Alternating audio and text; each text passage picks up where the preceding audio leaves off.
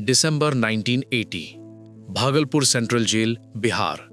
33 prisoners, all blind, not by disease, not by accident, by the men who were supposed to protect them.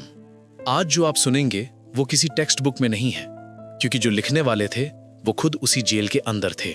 33 आंखें, एक रात, किसी ने नहीं देखा। मिलिए केदारनाथ से, small farmer, land dispute, jail में डाल दिया। No trial, no lawyer.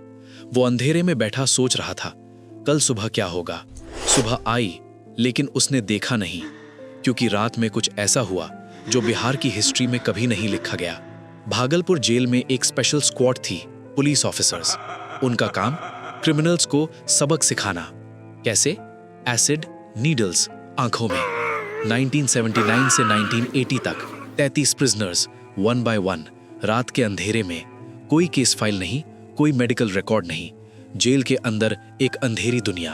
मार्च 1981, एक लॉयर ने सुप्रीम कोर्ट में पिटिशन डाली।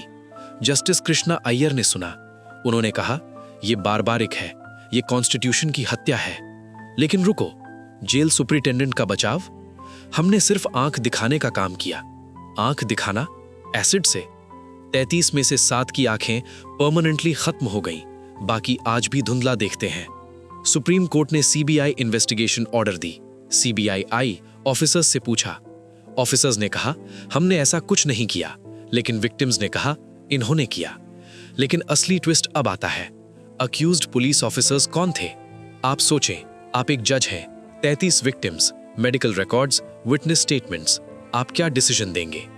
1983, बिहार गवर्नमेंट ने कहा कि ऑफिसर्स को पनिश मत करो, वो ड्यूटी पे थे। ड्यूटी? एसिड डालना ड्यूटी है? सुप्रीम कोर्ट ने कहा, नहीं, ये मर्डर नहीं, लेकिन ये इनह्यूमेन है। फाइनल डिसीजन, ऑफिसर्स को सस्पेंशन मिला, जेल नहीं गए। 1985, केस क्लोज्ड।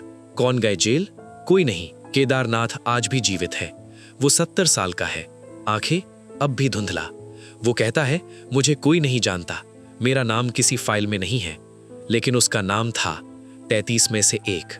आज वो जेल अभी भी खुला है। उन ऑफिसर्स में से कुछ अभी भी जिंदा है। केदारनाथ ने आखिरी बार कहा, मेरी आंखें चली गईं, लेकिन मैं देख सकता हूं कि इंसाफ नहीं हुआ, और वो सही है। अगर आप ट्रुथ तक पहुंच गए तो एक लाइक और शेयर जरूर करें और सब्सक्राइब करें ऐसी और कहानियों के लिए जो इंडिया को जाननी चाहिए।